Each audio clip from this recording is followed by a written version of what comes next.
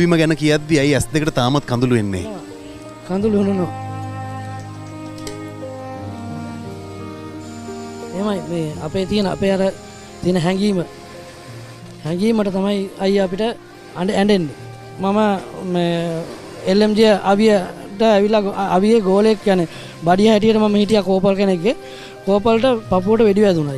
ඊට පස්සේ ඒ කෝපල් කිව්වා සමන උඹ ගනින් ඕක නැති කරපන්. يعني එයා කිව්වේ මරණ වෙලාවෙත් උඹ ඕක අරගෙන ඵලයක් කියලා තමයි මට කිව්වේ. ඒ කිව්වට පස්සේ මට තනියෙන් පාවිච්චි කරන්න බෑ. තව බයිස්ටෑන්ඩ් කෙනෙක් මට දුන්නා. ඇමෝ ඉවර වෙලා ඇමෝ පෙට්ටිය ගන්න ගියා මෙයා ගෝලයා. ගියාට පස්සේ එයාට වැදුනා ෂොට් එක. වැදුනාට පස්සේ මම එයා දාලා එන්න බෑ. එයා අරගෙන එනකොට තමයි නන්දිකඩ කලපුවේ එන්න බෑ හිට ගන්න බෑ. ඊට පස්සේ මම දන ගහගෙන තමයි ආවේ වතුරේ.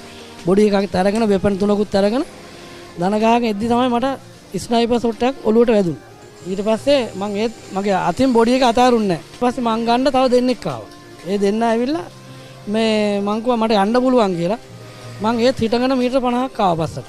ඊට පස්සේ ඒ ටික විතරයි මට මතක. එච්චර ධෛර්යයක් එච්චර එඩිතරකමක් නිර්භයකමක් කොහොමද එන්නේ? ඒ වෙලාවට කියන්න බෑ අයියේ. ඒ වෙලාවට මාර හැඟීමක් එන්නේ. ඒ කියන්නේ අපේ කොල්ල වෙනුවෙන් තමයි කියන්නේ. මට තව එක්කෙනෙක් දාලා එන්න බෑනේ. කකුල කැඩුණොත් කකුල කපලා හරි දාලා කකුල එයා ආරම්භ තමයි එන්නේ. තාමත් අර අමෝතේ වෙන ගතිය පොඩ්ඩක් තියෙනවා. ඩිෆෙක්ට් තියෙනවා. ඔව් ඒ තිබුණාට මම ඒව හිතන්නේ. දැන් මම වැඩ කරන ආයතනයේ මම පණ වගේ මම වැඩ කරනවා. මැරි කරලාද? ඔව් මැරි කරලා. මට පුතෙක් ඉන්නවා.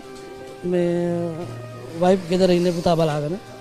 මේ අම්මා ඉන්න වයිෆ්ගේ අම්මනේ තාත්තා නැතත් විතර. හිම් විශේෂයෙන්ම කියන්නේ අයියේ කවදාකවත් බය වෙන්න එපා. අපේ රටනේ මේක. ඉන්දියාවේ ගිහිලා යුද්ධයකට ගියා තමයි බය වෙන්න ඕන. මේක අපේ රට. රටට බය වෙන්න ඕන. කියන්නේ රටේ හතුරෙක් හරි ඉන්නවනම් ඒක එලවලා දාන්න අපි බය නැති වෙන්න ඕනේ. ඒකයි කියන්නේ කාටවත් බය නැතුව ශ්‍රී ලංකා යුද හමුදාවට බැඳෙන්න කියලා මම කියන්නේ. බය වුණා නම් අපි මෙලාටත් අපිත් නැහැ. අපි එනම් මේ වෙනකොට අලුත් නැහැ.